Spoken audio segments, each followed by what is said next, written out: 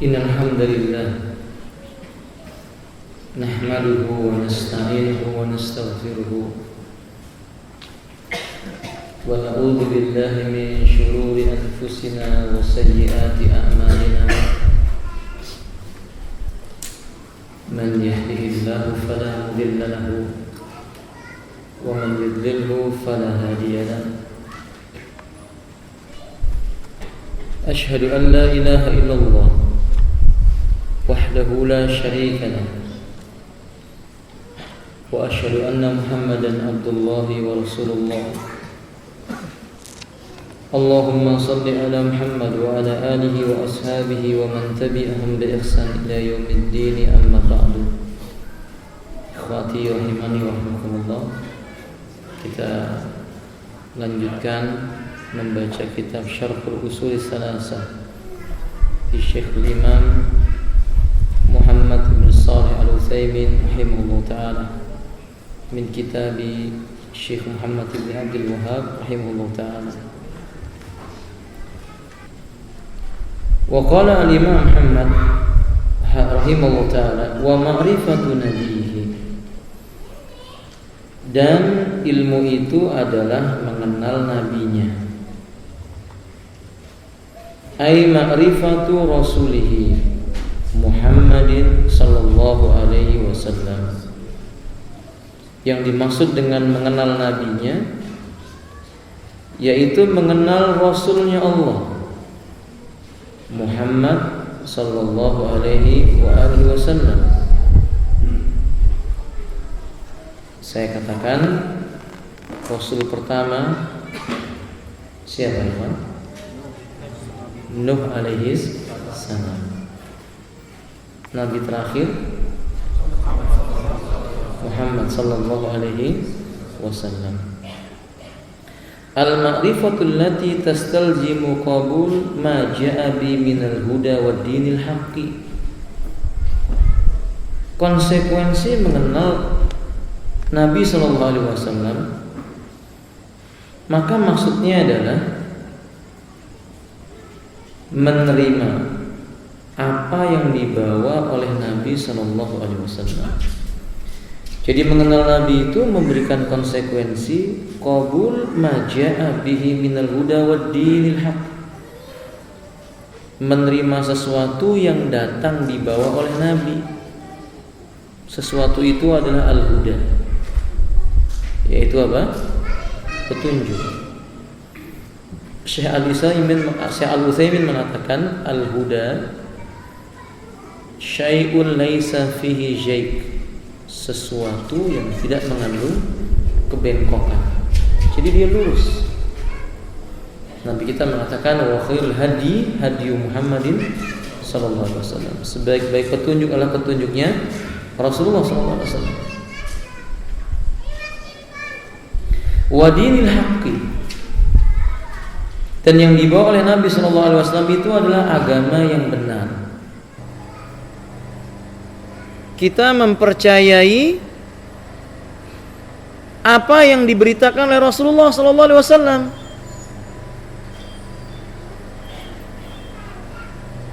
Semua berita yang datang dari Nabi dan terbukti benar-benar datang dari Nabi sallallahu alaihi wasallam, mesti seorang muslim itu percaya dengannya. Wa imtisalu amrihi fima amara, melaksanakan perintahnya. Konsekuensi mengenal Nabi itu berarti melaksanakan perintah Nabi sallallahu alaihi wasallam. Apa yang telah diperintahkan oleh Allah Subhanahu wa taala, diperintahkan oleh Nabi sallallahu alaihi wasallam, maka harus dilakukan.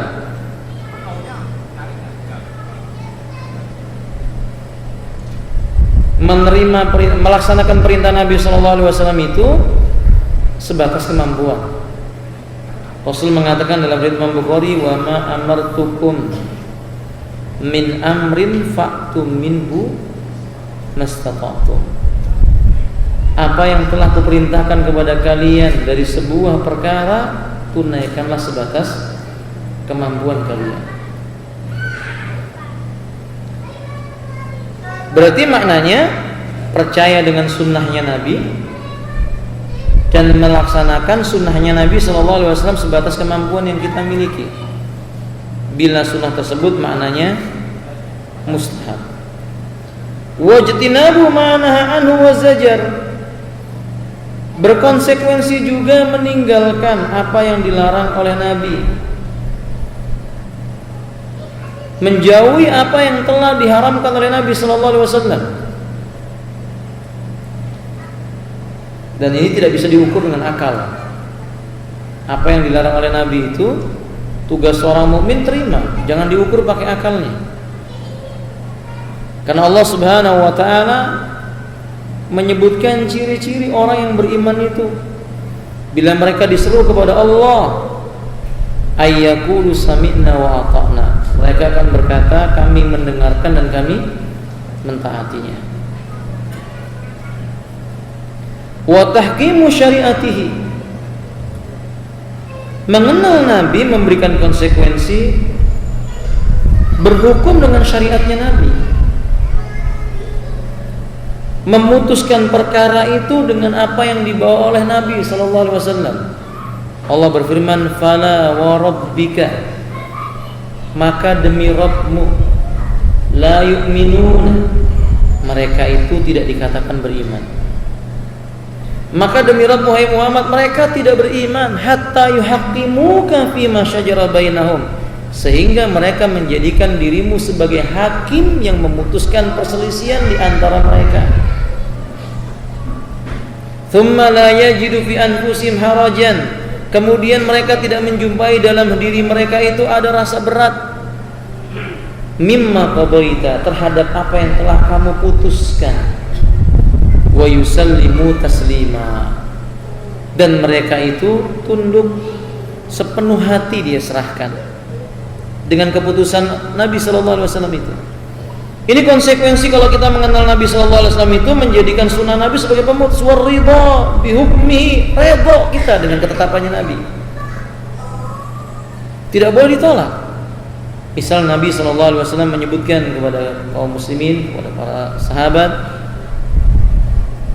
la tatruku baba nisaikum lailan, jangan ketuk pintu rumah istri kalian di tengah malam. Ini ketetapan Nabi. Kalau kita safar pulang sampai ke rumah tengah malam, Nabi melarang kita mengetuk pintunya. Tunggu sampai datang waktu apa? Subuh. Tidak bisa ditolak pakai akal, tidak bisa. Rasulullah mengatakan khalifu al-yahud wal majus, selisihilah orang Yahudi dan orang Majusi. Aful leha, biarkanlah jenggotmu tumbuh. Nabi yang mengatakan biarkan jenggotmu tumbuh. Nabi telah memutuskan menyelisih Yahudi caranya dengan memanjangkan jenggot. Sudah ketetapan. Tidak bisa ditolak dengan akal manusia, tidak bisa. Nah, ketetapan Nabi sallallahu alaihi wasallam itu wajib diterima. Kalau dia memang mengenal Nabi, maka tidak harus begitu. Wa qala ta'ala, dan Allah pun mengatakan, innama kana qaulul mu'minin, sesungguhnya jawaban orang-orang yang beriman itu idza du'u ilallahi wa rasulih, bila mereka diseru menuju Allah dan Rasulnya. Apa ucapan mereka ya kafilah rahimanillah? Liyahkuma bainahum, agar mereka itu berhukum dengan apa yang datang dari Allah dan Rasulnya dari perselisihan yang terjadi di antara mereka. Ayyaqulu sami'na wa ata'na, mereka mengatakan kami dengarkan ketetapan Allah dan Rasulnya, wa ata'na, dan kami patuhi ketetapan Allah dan Rasulnya, wa ulaika humul muflihun, dan mereka itulah orang-orang yang beruntung. Berarti kebalikannya, menyelisih ketetapan Nabi itu kebinasaan. Qala Rasulullah sallallahu alaihi wasallam, kullu ummati yadkhulul jannah, setiap umatku akan masuk ke dalam surga, illa man aba, kecuali yang enggan masuk surga. Qila wa may ya'ba ya Rasulullah, siapa orang yang tidak mau masuk surga ya Rasulullah? Qala man ata'ani dakhalal jannah, Barang siapa yang dia mentaati aku, masuklah dia ke dalam surga. Wa man asani faqad aba.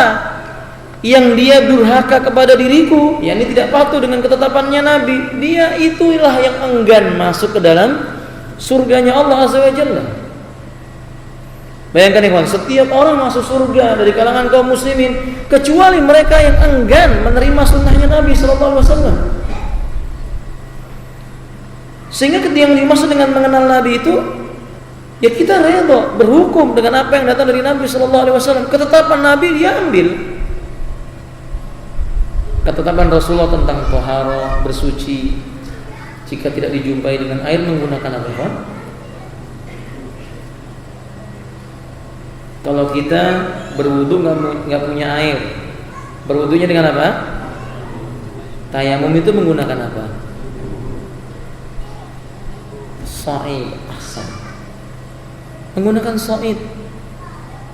Fatayammamu sa'idan thayyiban. Maka bertayamumlah kamu menggunakan sa'id yang baik. Sa'id itu sesuatu yang terletak di setiap permukaan, nggak mesti tanah.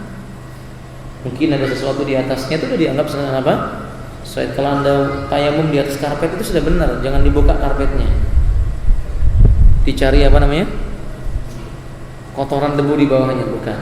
Itu ketetapan Nabi sallallahu alaihi wasallam. Wa qala ta'ala, dan Allah mengatakan dalam surah An-Nisa ayat 59, fa in tanaza'tum, maka jika kalian berselisih, yakni berbeda pendapat, fi syai'in, pada suatu perkara, farudduhu, kembalikanlah perselisihan perkara itu ilallahi, kepada Allah, war rasuli, dan kepada Rasulnya Allah. In kuntum tu'minuna billahi, bila kamu benar-benar beriman kepada Allah, wal yaumil akhir, dan hari akhir, dzalika khair, yang demikian itu lebih baik bagimu, wa ahsanu ta'wila, dan lebih baik akibatnya. Ini ayat juga menjelaskan tentang konsekuensi mengenal Nabi. Kalau punya perselisihan, kembalikan kepada Allah dan Rasulnya. Mengembalikan kepada Allah, kepada Al-Quran, mengembalikan kepada Nabi, kepada sunnah Nabi SAW, semua perkara, muamalah, akidah, ibadah, khuluqiyah atau akhlak kepribadian, semuanya dikembalikan kepada Allah dan Rasulnya. Wa qala azza wa jalla, dan Allah mengancam orang yang menyelisih Nabi itu, falyahdharil ladina, maka hendaklah merasa khawatir orang-orang yang yukhalifuna, mereka itu menyelisih an amrihi, perkara yang datang dari Nabi, antusibahum fitnatun, kalau Allah timpakan kepada mereka sebuah fitnah, au yusibahum, atau Allah timpakan kepada mereka itu, atau menimpa mereka itu adzabun alim, kalau Allah timpakan kepada mereka fitnah atau siksa yang pedih. Qala Imam Ahmad mengomentari ayat ini dengan berkata, atadri mal fitnatu, tahukah Anda apa yang dimaksud dengan fitnah dalam ayat ini? Hendaklah merasa takut orang-orang yang menyelisih perintahnya Nabi kalau ditimpakan oleh Allah fitnah atau ditimpakan adab yang pedih. Ditimpakan fitnah, apa yang dimaksud dengan fitnah? Al-fitnatu asyirku, la'allahu idza radda ba'du qawli ay yaqa fi qalbihi syai'un min az-zayghi fayahlik aw fayuhlak. Kata beliau, fitnah itu kesyirikan. Yang bisa jadi ketika seseorang itu menolak sebagian ucapannya Nabi, Allah akan letakkan dalam hatinya sebuah penyimpangan, jatuh dalam perbuatan syirik, lalu dia celaka, binasa. Maka ini peringatan dari Allah, Rasulnya, dijelaskan oleh Imam Ahmad, setiap orang yang menyelisih sunnahnya Nabi, hatinya itu sakit. Sedikit demi sedikit dia menyimpang, ujungnya Anda berbuat syirik. Minimal orang yang menyelisih sunnahnya Nabi itu berbuat bid'ah. Yang lama kelamaan bid'ahnya ini akan jatuh ke dalam perbuatan syirik, lalu mengkufurkannya, mengeluarkannya dari Islam. Kita buat sebuah contoh. Ketika Nabi SAW telah mengingatkan kepada kaum muslimin, man amila amalan laisa alai amruna fahuwa raddun. Barang siapa mengerjakan sebuah amal yang tidak ada amal tersebut contohnya dari kami, maka dia tertolak. Amal itu disebut dengan apa, kawan? Bid'ah. Coba kita jumpai pada hari ini. Seperti yang diucapkan oleh Sufyan Ats-Tsauri, al bid'atu la yutabu anha. Al bid'atu ahabu ilal iblis. Orang yang berbuat bid'ah, perbuatan bid'ah itu lebih disukai oleh iblis minal maksiyah, dibandingkan maksiat selain bid'ah. Al maksiyatu yutabu anha wal bid'atu la yutabu anha. Orang yang berbuat maksiat itu masih bisa diharapkan untuk taubat. Coba kalau kita ketemu orang minum khamr, lalu kita katakan khamr ini haram, dia akan ngaku, iya Ustaz, khamr itu haram, iya akhi, betul khamr itu haram, cuma saya belum sanggup, nantilah saya akan taubat. Dia masih ngaku khamr itu apa? Haram. Tidak ada ya kan, orang yang akalnya sehat mengatakan khamr itu halal, itu nggak ada. Kalau ada orang mengatakan khamr itu hukumnya halal, akalnya sehat, dia kafir hukumnya, keluar dari apa? Islam. Tapi coba kalau perbuatan bid'ah, orang berbuat bid'ah itu sulit diminta taubat. Mengapa? Karena Allah berkata dalam Al-Quran, wa yahsabuna annahum yuhsinuna sun'ah. Mereka menyangka yang mereka lakukan itu adalah sebaik-baik amal perbuatan. Orang berbuat bid'ah mana ada yang mengaku bid'ahnya itu haram? Ada ya kawan? Antum pernah ketemu nggak? Ada orang berbuat bid'ah lalu berkata, iya memang bid'ah saya ini haram. Nggak ada. Semua mengatakan memang bid'ah, tapi memang bid'ah tapi baik, hasanah kata dia. Sahih alhamdulillah. Saya contohkan nuzulul Quran tanggal berapa? Nuzulul Quran diperingati tanggal berapa? 17 Ramadan. Quran itu turun pada malam apa? Lailatul Qadar tanggal berapa? Tanggal berapa ya Lailatul Qadar? Allah menyembunyikan malamnya, tetapi Nabi memberitahukan 10 hari yang terakhir. Tapi orang memperingati nuzul Quran 17, kan ini nggak nyambung. Lailatul Qadar itu 10 hari terakhir, peringatan nuzul Quran tanggal 17, tapi mereka yakin Quran turun pada malam Lailatul Qadar. Ini kan salah kaprah. Kalau diperingatkan ini bid'ah loh. Apa jawabannya? Memang bid'ah tapi hasanah kata dia. Sahih. Nah maka kalau sudah seperti itu, hatinya akan menyimpang. Melaksanakan sunnah itu berat, tapi berbuat bid'ah jadi enteng bagi mereka. Terbaliklah hukumnya. Yang bid'ah dijadikan sunnah, yang sunnah dikatakan. Kan antum lihat orang itu yang orang kalau berbuat bid'ah benci lihat jenggot ya kawan. Antum pakai jenggot, celananya cingkrang, antum akan dibenci. Jenggotan, cingkrang, kenapa nggak sekalian naik onta kata dia begitu. Kan biasanya seperti itu ya alhamdulillah. Tapi kalau kita ingatkan mereka dengan perbuatan mereka adalah perbuatan yang maksiat, mereka mengatakan itu hasanat. Ini yang disebut dengan fitnah. Makanya hati-hati menyelisihi sunnahnya Nabi. Allah akan meletakkan dalam hatinya itu fitnah. Dia akan berbuat syirik. Boleh jadi karena sebab dia menolak sebagian perkataan Nabi, lalu Allah letakkan dalam hatinya itu sebuah penyimpangan yang membuat dia binasa. Ini yang disebut dengan ma'rifatun Nabi, mengenal Nabi Muhammad sallallahu alaihi wasallam. Siapa nama Nabi secara lengkapnya ya kawan? Siapa nama Nabi? Siapa ya kawan? Nggak apa-apa, salah nggak apa-apa. Silahkan ya kawan. Siapa? Muhammad ibnu Abdullah ibni Abdul Muttalib ibni Hashim ibni Manaf ibni Khalaf ibni, pada akhirnya apa? Al-Qurashi. atau Quraisy.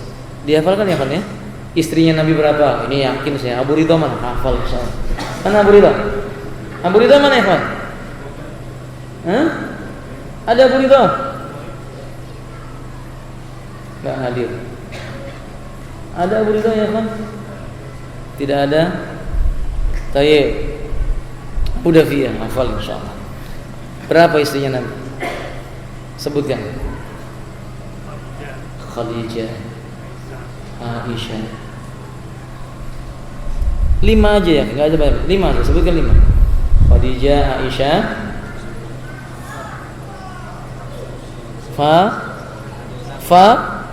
Fatimah. Anaknya Nabi, siapa ya, Pak? Hah? Sauda. Yang keempat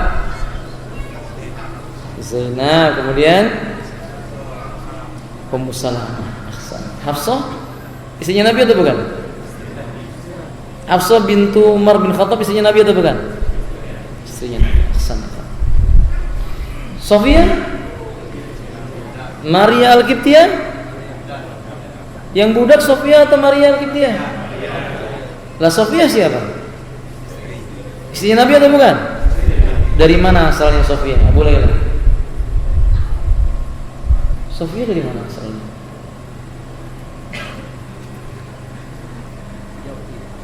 Sofia dari mana asalnya? Romawi. Istrinya panglima perangnya Romawi. Dan orang Romawi terkenal apa, Ikhwan? Jamilah. Jadi istri Nabi itu semua cantik. Cantik karena apanya, Ikhwan?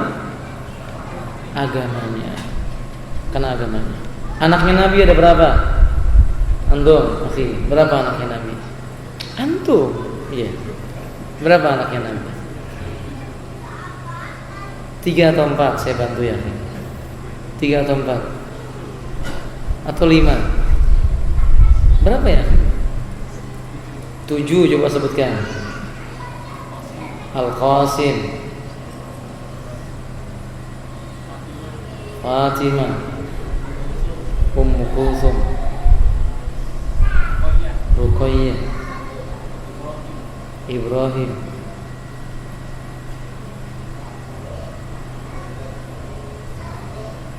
Kurang 2 nih.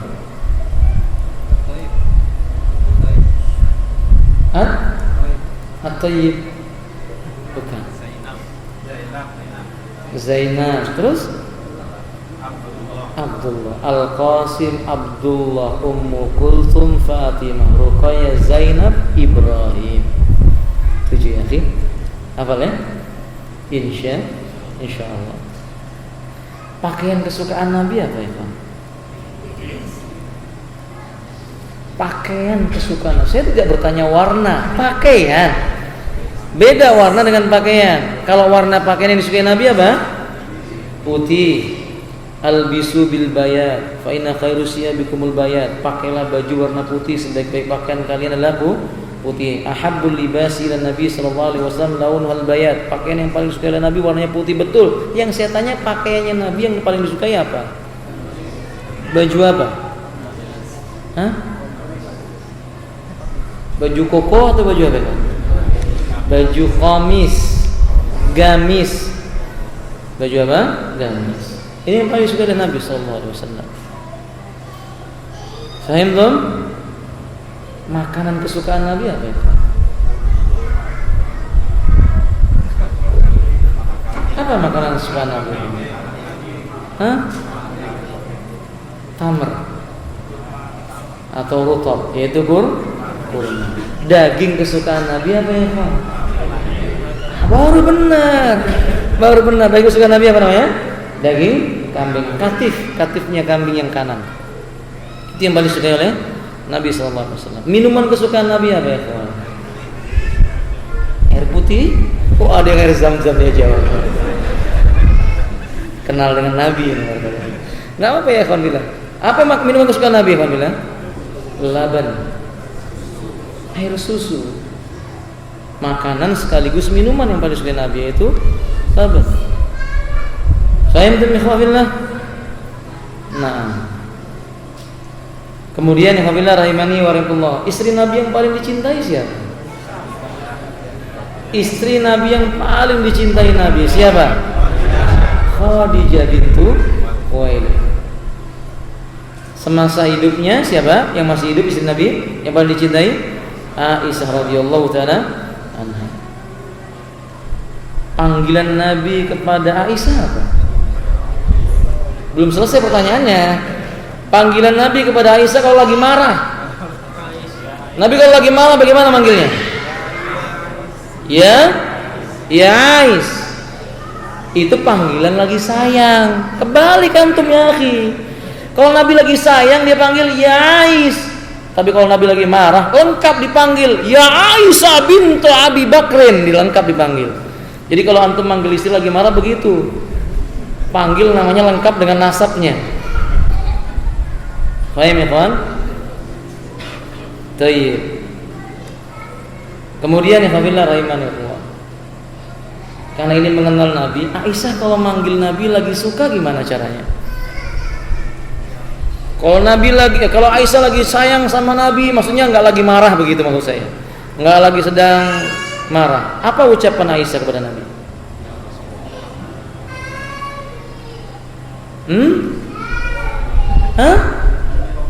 Bi Rabbi Muhammadin, benar. Demi Rabbnya Muhammad. Kalau lagi marah gimana? Bi Rabbi Ibrahim, dengan Rabbnya Nabi. Demi Rabbnya Nabi Ibrahim. Padahal sama-sama Rabbnya satu. Siapa? Oh, cuma nama yang disebut di awalnya beda. Ini termasuk mengenal Nabi. Saya mau tanya kepada antum ini terakhir.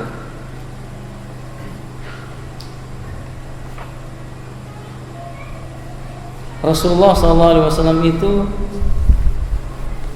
wafat usia berapa?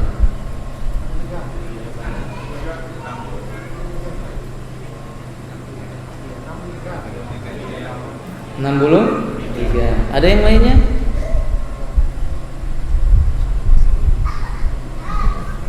Berapa ya, akhi?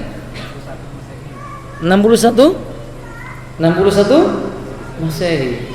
61 Masehi ini benar atau tidak? Masa 61 Masehi? Bukan. 11 Ahsan, tahun 11 Hijriah. Tapi yang saya tanyakan usia berapa beliau wafat?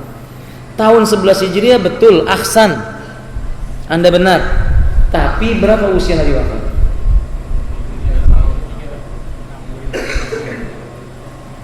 (63 Hijriah). Saya tanya usianya berapa tahun? 63 tahun. Ahsan ya.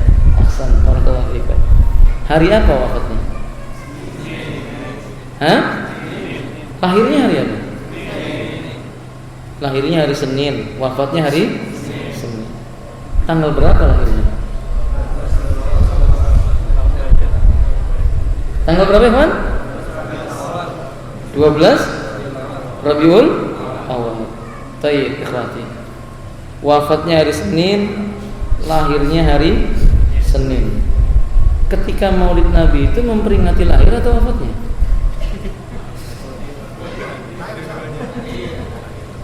Yang dilakukan oleh manusia itu peringatan Maulid itu hari lahirnya atau hari wafatnya? Hah? Kebetulan bareng harinya. Sama-sama hari apa? Kalau begitu lagi bersedih atau lagi gembira? Kalau kita lagi sedih atau lagi gembira ya, Pak? Karena ini perbuatan bid'ah, tidak ada jawabannya. Maulid Nabi itu perbuatan apa? Ngada-ngada teman. Fahim ikhwan? Nah, ini diantara bentuk mengenal Nabi SAW. Semoga bermanfaat. Subhanakallah wa bihamdik, asyhadu an la ilaha illa anta, astaghfiruka wa atubu ilaik. Assalamualaikum warahmatullahi wabarakatuh.